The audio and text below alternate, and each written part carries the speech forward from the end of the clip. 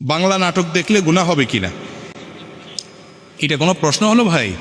বাংলা নাটক দেখলে গুনাহ হবে মানে আপনার সন্দেহ হচ্ছে যে দেখেন কোন লেভেলে গেছে মানুষ, মনে করে হিন্দি ইংরেজি দেখলে না গুনাহ হবে, বাংলা দেখলে কি আর গুনাহ হবে? হতে পারে। দেখেন, নাটক সিনেমা দেখার সাথে হালাল হারামের সম্পর্ক হলো দৃশ্যের সাথে সম্পর্ক, এটার সাথে ভাষার সম্পর্ক। আরবিতে নাটক দেখলে সওয়াব হবে, বুঝেন নাই কথা?